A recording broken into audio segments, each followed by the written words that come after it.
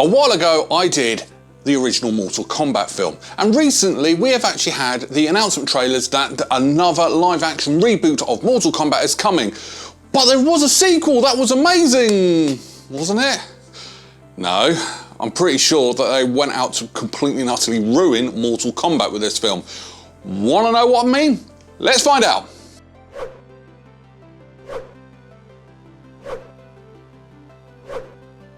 Mortal Kombat Annihilation is a 1997 American martial arts fantasy film directed by John R. Leonetti. It's a sequel to the 1995 film Mortal Kombat. The film basically follows the story of Mortal Kombat 3, where Shao Kahn has flouted the rules of Mortal Kombat and invaded Earth, and the heroes have 6 days to try and save the planet. When the film was released, it was near enough universally panned by both fans and critics, resulting in the third film being cancelled. So what was wrong with it? Well, quite a lot actually wrong with this film, but here you go, here are 10 things wrong with Mortal Kombat Annihilation. Number 10, no press screening. So when a film's released, they always do a press screening for movie critics. Not me, obviously, I'm not big enough, but you know, the big, well-known, famous ones, and they can actually make or break a film. Now this film did not actually have a press screening. And unfortunately, all that means is, hey, we've got a rubbish film, we don't need you to tell everyone it's rubbish. So when you don't do press screenings, you just have putting a big red flag up saying, bad film. And that was before the film came out. Yeah, they knew this film was bad. Number 9, recasting. With the exception of Robin Shou, who plays Liu Kang, and Talisa Soto, who plays Katana, everybody, and I mean everybody, was recast. And it wasn't for a good reason. Now, if you look around, the reports either they had other film projects or they thought the film was script. Translation, they thought the script was rubbish, so they got another project instead. Nobody wanted to do this film. I'm surprised Robin Shou and Talisa Soto actually did this film. But yeah, before the film started filming, people knew this film sucked just by looking at the script. Number 8, forget the rules. The biggest thing about Mortal Kombat is you have to win 10 Mortal Kombats in a row to actually be allowed to conquer another realm. That's the rules, that's always from the games. Even the first film got it right. And in the first film, they'd won 9, this was the 10th one. Earth had to win it, otherwise they were allowed to be invaded. Earth won, so that's it. Obviously, Shao Kahn flouts the rules and goes and invades everywhere. And everyone keeps saying, but Earth is safe for another generation. No, it's not. It's safe for 10 generations. They have to win 10 in a row. Once they won that one, it was safe for at least 10 generations. Granted, Shao Kahn broke the rules, but still, did the screenwriters of this film actually watch the first film? That's something the first film got right, and you can't get that right. Number 7, you will die. There is a line in this film that is so bad, it's been panned by everyone. And what makes it worse is this line is at the very beginning of this film. Basically, Shiva comes along and points to the camera and goes, "You will die."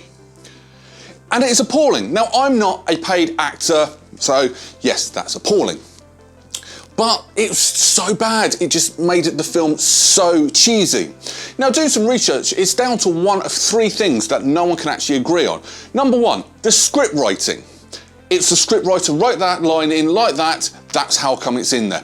We've already heard that the previous actors were not happy with the script, that's why they didn't return. So it's feasible. Number 2, it's the actress's fault. She actually performed that line. Is it her fault? Is it her fault that that line is so bad? I actually tried getting in contact with the actress to see if she could give her thoughts on it, but unfortunately that's a no-go. But then again, I'm a nobody YouTuber. Or number 3, is it the director's fault?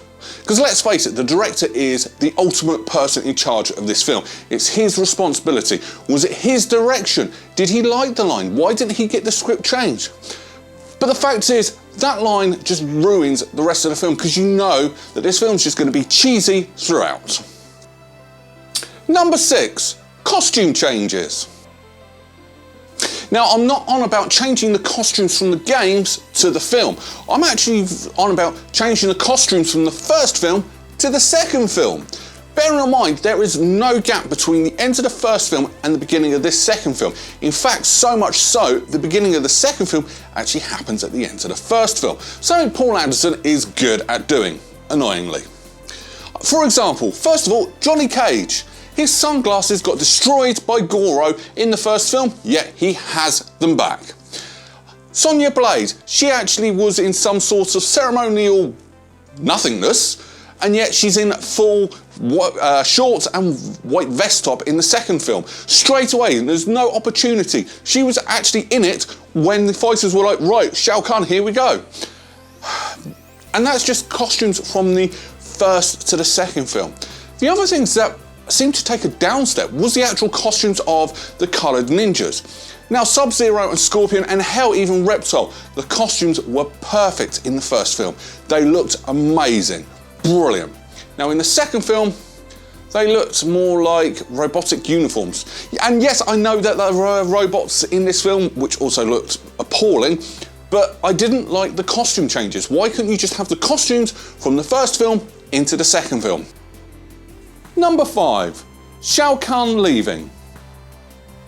So Shao Kahn's come to Earth, he's made his presence known, and he's beating, and he's already killed one of the Earthrealm warriors. Then he leaves. Why? Liu Kang needed to go and get training to beat Shao Kahn. You've actually given the opportunity for. Why not keep going? Now, in terms of story, you could have kept going and have the Earthrealm warriors escaping from Shao Kahn himself to come back later. That would have actually made more sense, not Shao Kahn leaving. And what makes it even worse is you actually find out that Shao Kahn was under instructions from Shinnok to actually take out the Earthrealm warriors, especially Raiden, and he didn't do it. Why? Number 4, special effects. Normally, I don't carry things over from the first film to the second film, hence why in this list you won't find anything about the lack of blood or gore or anything like that, because I said that in the first film, and that's an issue that didn't come over to the second film. But this one, I do have to. Now, I did say that the CGI effects in the first film weren't that great. So you would think in the second film they would be, a little bit better? No, they got worse! Seriously, how can a film that was made 2 years later get worse? Bear in mind, Independence Day was just about to come out, which was amazing on its special effects, and yet this film, it went backwards. Especially the creature animality fight at the end of the film. Hell, I think Clash of the Titans did better with their stop motion clay monsters than this film did with the CGI monsters. It was appalling. Number 3, not convincing fighters. Any film that's about fighting, one thing you need to have is the action on screen being convincing. We know full well they're not actually fighting, they're acting. That's what they do. But in this film, it did not look like that. It looked like the actors couldn't fight to save their lives. Now, some of that's down to the actors. They do need to learn and train how to do these moves. But some of it's down to the video editing. Video editing needs to be hiding the actors' shortcomings. That's also down to the directors to make sure the shot looks right so you cannot see an actor's shortcomings. Now, out of all the actors, Robin Shou is a brilliant fighter. You saw that from the first film. So in his fighting scenes, it still showed that he couldn't fight. Why was that? Because he wasn't actually acting the fight scenes. He was busy training everybody else how to fight. So you put a lesser person doing the fighting scenes, which makes him look bad. What the hell were these filmmakers doing? This film, I'm not being funny, I could do a better film, and I have a rubbish camera and a rubbish setup, and yet I could have done a better fight sequence than that. Maybe I can get one of my friends to do a pretend fight, see if we can do it. Number 2, mud fight. Okay, I'll be honest. There's a part of me that's a bit conflicting. 2 women having a fight in a pile of mud. Sounds good, doesn't it? Except that this film is a PG film. There's a time and a place for this. Pornhub, yes. Mortal Kombat, no. well, actually Mortal Kombat, yes, this version of Mortal Kombat is a no. It didn't do that good. Now, one thing I loved about the first film is it was very equal rights. Women weren't one step below. Sonya Blade, was up there with the men. She took out Kano. Now, up until this point in the film, she was still there, and then you did a stereotypical mud fight. It should not have been in this film, full stop. Number 1, family. Well, did you know that Raiden and Shao Kahn are brothers and both sons of Shinnok? No, nor did I actually. And I'm a fan of the games, and that never cropped up once in the game. Why did you actually add that to this film? One of the biggest praises the first film got was how close it came to the games. That was impressive. It was also one of the first video game films that was successful. Why? Because they kept it close to the games. And no, you just go and add something stupid and it... Oh. Final thoughts. Yeah, you may notice my frustration about this film, but that's because this film is so frustrating. How can you go from a film that was awesome and brilliant and just make it rubbish? Now, if it was like a B-movie direct-to-DVD, I could possibly understand, but they didn't. They actually put this in the cinemas. Why? You get the feeling it's never going to be in the cinemas. It was just appalling. End of. Everything, well, not everything. This film does have some good points. Yes, it does have some good points. Let me explain. One good thing that carried over from the first film was the soundtrack. And they got the soundtrack good again this time. That was brilliant. Also, Brian Thompson as Shao Kahn was a stroke of genius. He was perfect as the role, and yeah, can't say anything more than that, he was perfect as Shao Kahn. What else was good about this film?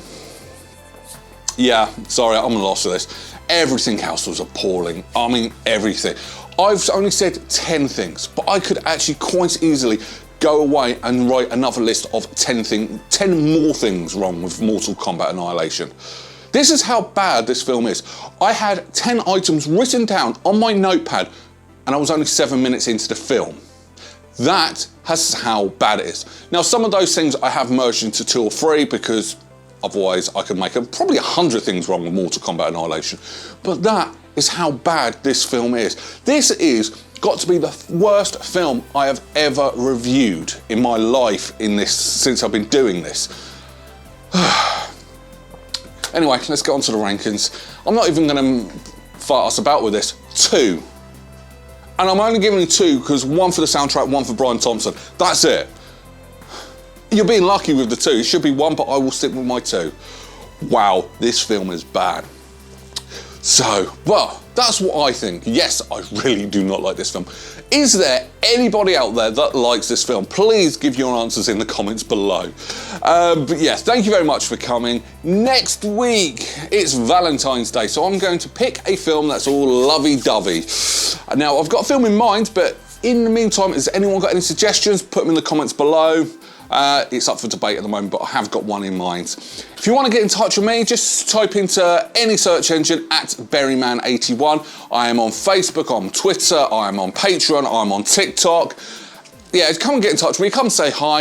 And other than that, I look forward to seeing you next Sunday. Take care, bye-bye.